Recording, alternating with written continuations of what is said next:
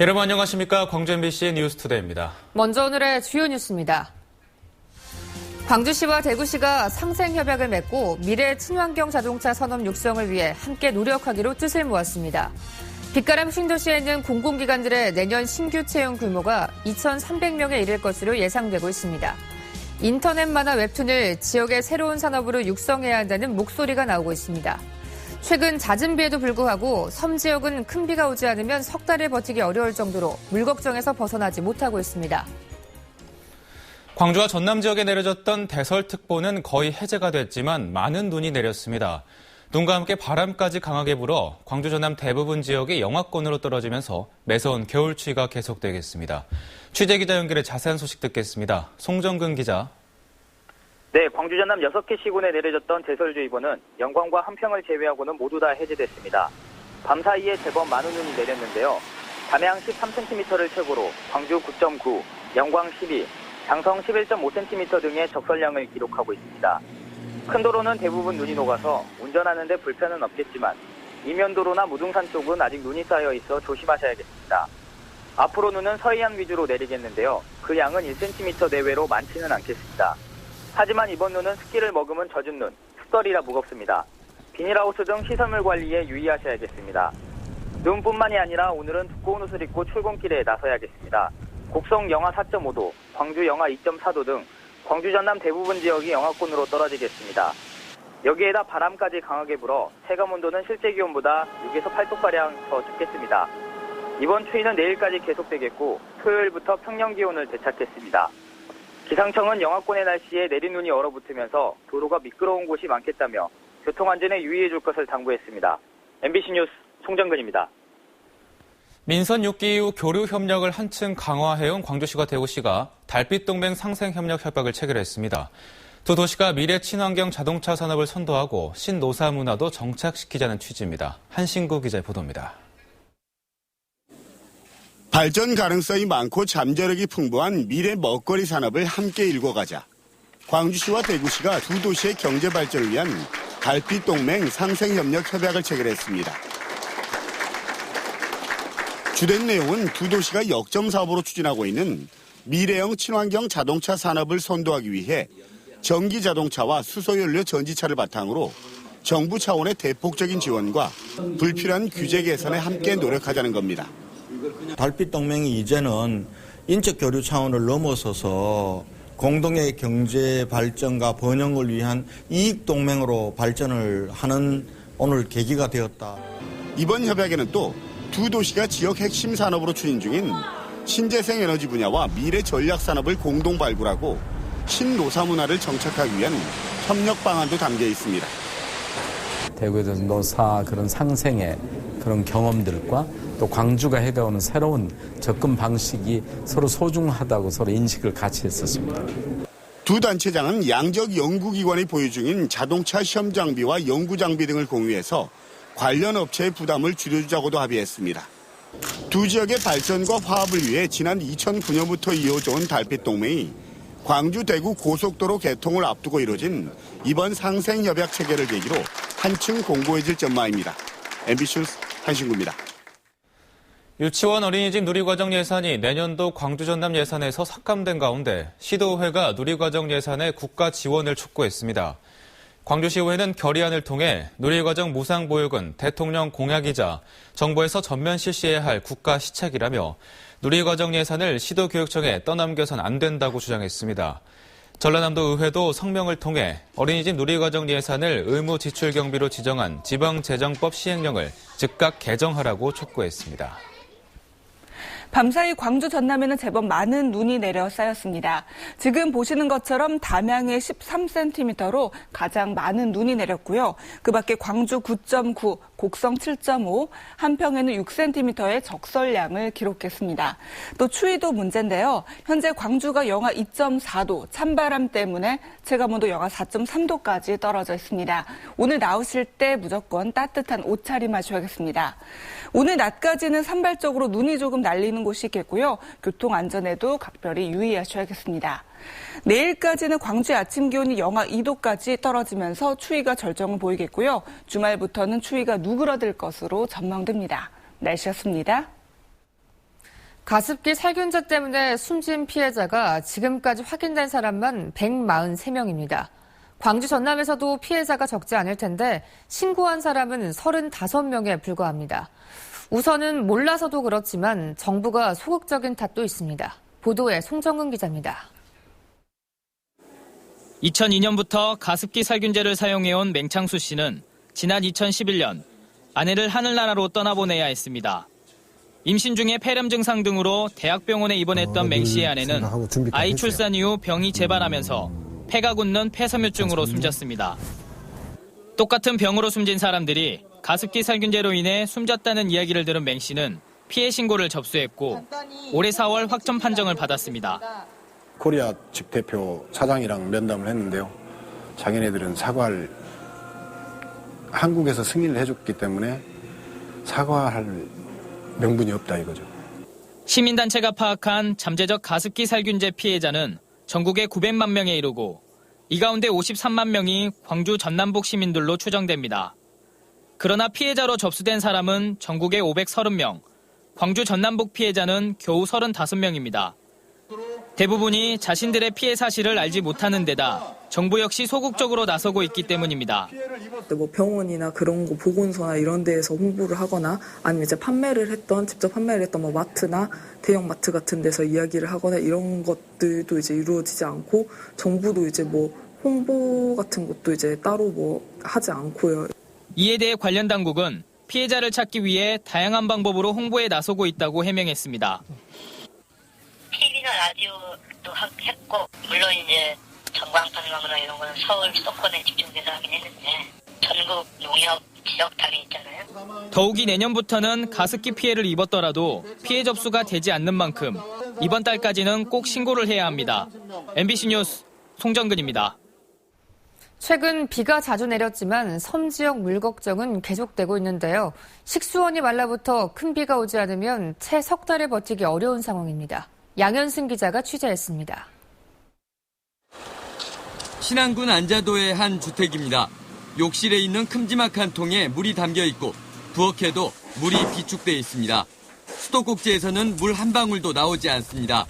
지난달부터 이틀에 한 번만 수돗물 공급이 이루어지고 있습니다. 물 받아놓는다 해도 도시처럼 빨래거리가 더 많잖아요. 그 부분이 제일 불편하고 먹는 물인데 좀 지저분한 게 너무 불편해요. 지난달 신안섬 지역에 비가 내린 날은 18일. 비는 잦았지만 강우량은 평균 139mm로 예년 수준에 머물렀습니다. 안좌도와 팔금도 주민이 함께 쓰는 수원지 저수율은 19%까지 떨어져 바닥을 드러내고 있습니다. 앞으로 큰 비가 오지 않는다면 100일밖에 버티지 못하는 수준입니다. 많이 안 내렸다고 보는 게 맞을 것 같아요.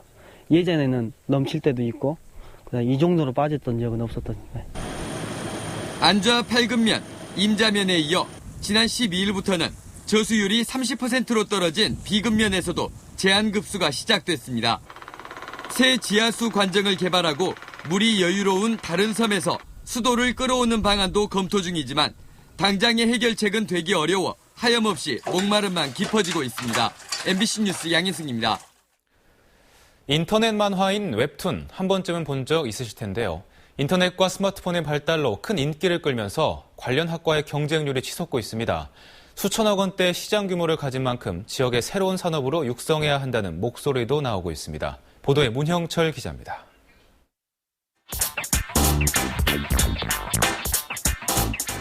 한 포털 사이트에 5년 가까이 연재되고 있는 웹툰입니다.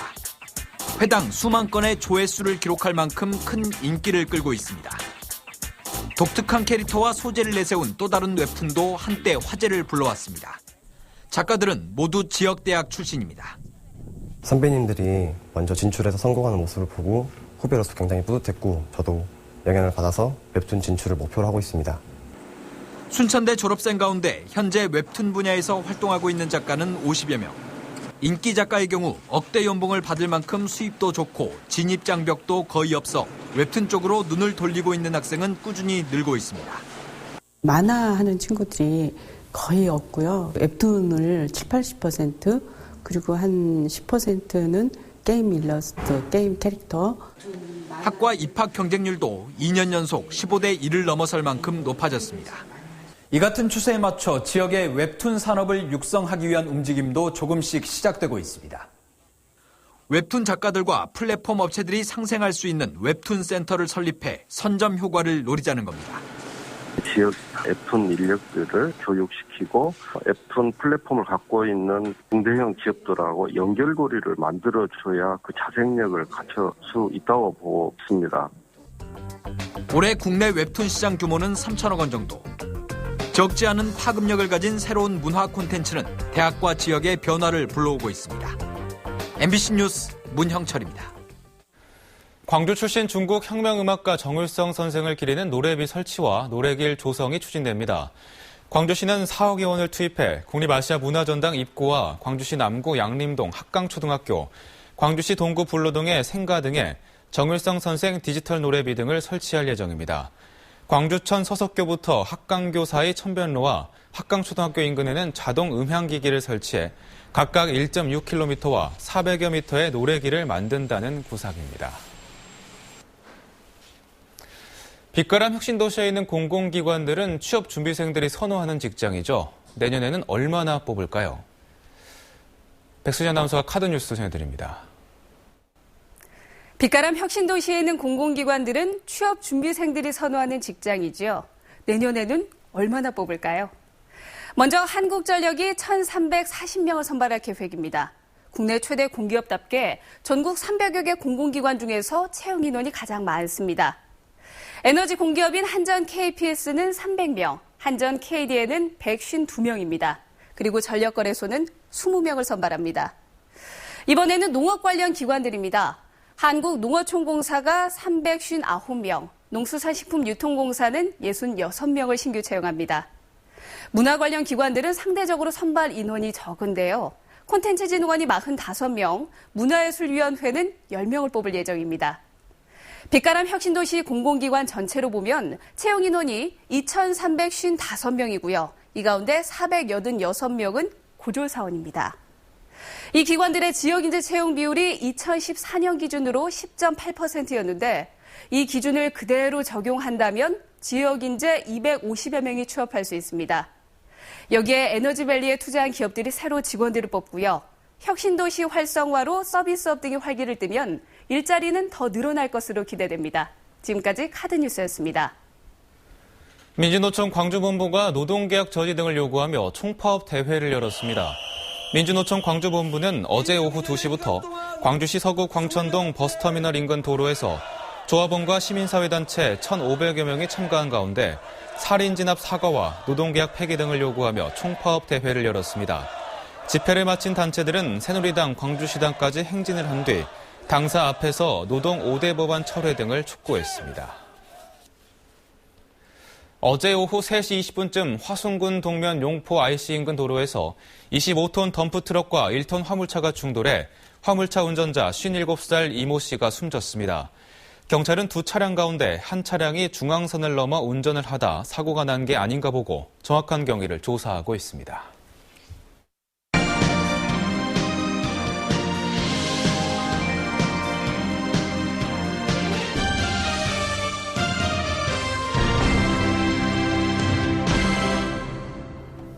안철수 의원의 탈당으로 촉발된 새정치민주연합의 내분이 일단 숨고르기에 들어갔습니다. 의원 몇 명의 탈당에 그치느냐, 연쇄 탈당에 이어져 당이 쪼개지는 분당 사태까지 가느냐를 결정하는 데는 몇 가지 변수가 있습니다. 김철원 기자입니다. 안철수 의원 탈당 이후 당무에 복귀한 문재인 대표가 정면 돌파 의지를 밝혔습니다. 비주류 측의 사퇴 요구에 굴복하지 않고 당 혁신에 매진하겠다는 겁니다. 책임지고 승리를 이끌겠습니다. 저 문재인 사적생을 각오로 이 난국을 돌파하겠습니다. 연쇄 탈당할 것처럼 보였던 의원들도 일단은 잠잠해진 듯한 분위기입니다.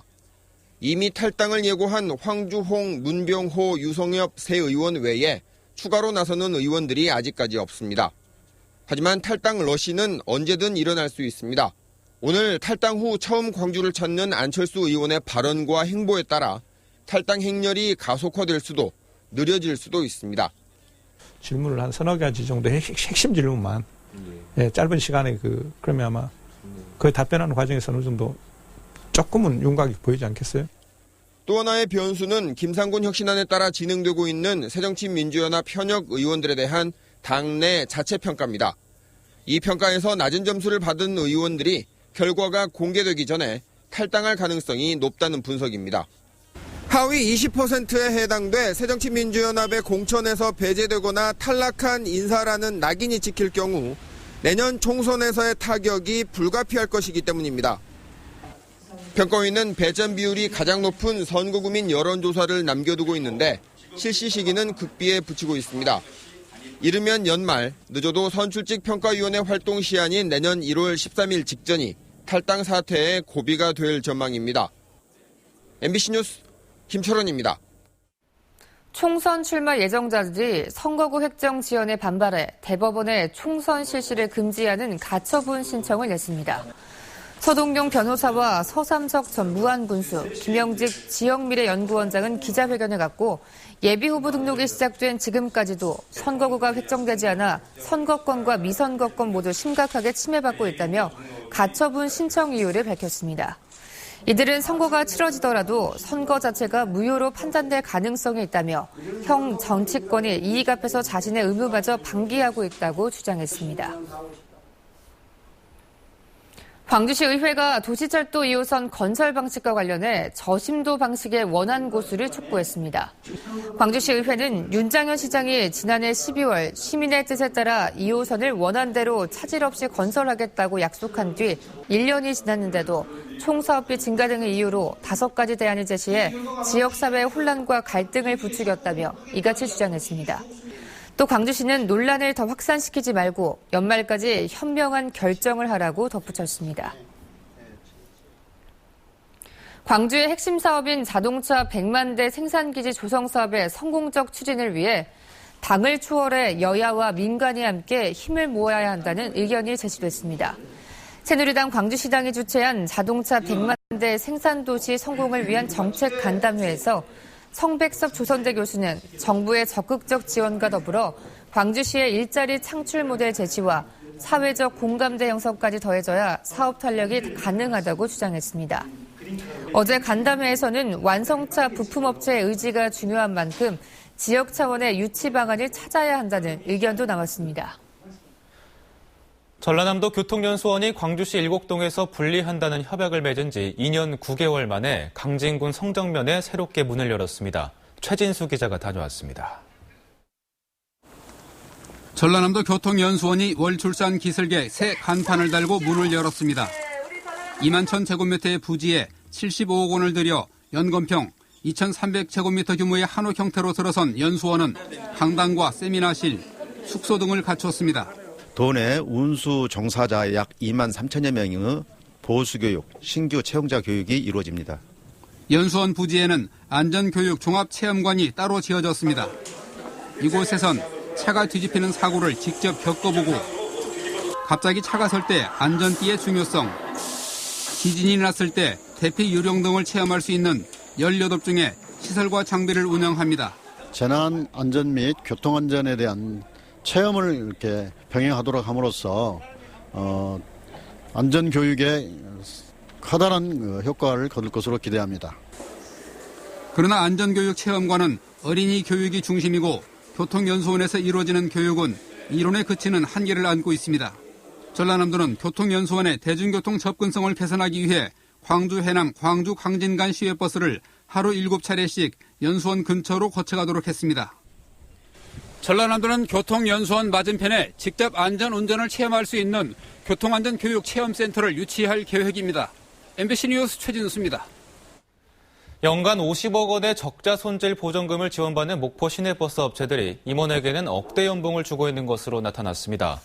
목포시의회 여인대 의원은 어제 시정질문에서 버스회사 대표의 연봉은 특히 일반 직원 급여의 10배가 넘는 2억 2천만 원에 달하지만 버스 기사들의 급여는 전남에서 가장 낮은 수준이라고 지적했습니다.